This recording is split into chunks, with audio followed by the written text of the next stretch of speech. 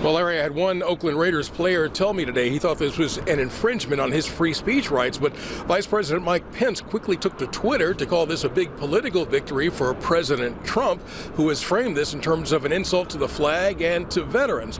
Not everybody is exactly in agreement with that. As we saw from the vote today, one of those teams, the San Francisco 49ers.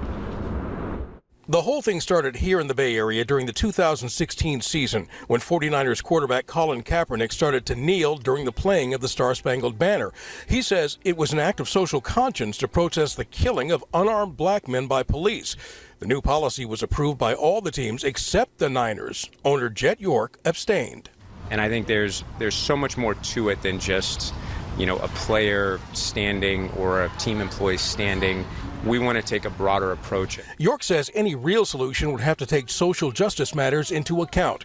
But many fans and some owners disagreed. They call the protest an insult to the flag and to veterans of the armed forces, and no amount of denials from players would change their minds. Former 49ers team executive Andy Dolich says that's unfortunate. Having this out there as a debate, I think, is very healthy.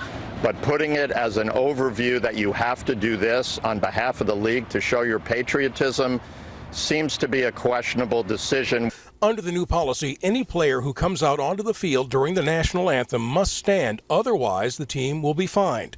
Players do have the option of staying in the locker room instead. One team, the New York Jets, is already rebelling. Their chairman says if players want to kneel, the team will pay any fines. Meantime, the NFL Players Association says, quote, "Our union will review the new policy and challenge any aspect of it that's inconsistent with the collective bargaining agreement." Finally, this Oakland Raiders fan told me if the league has to pick between free speech and game attendance, he knows which one they'll choose. It's all about, business, and the NFL does have an image to protect. As we know, Colin Kaepernick has been unable to land with the team since this all started back in 2016, and he's currently suing the league and the teams for collusion in keeping him out of a job.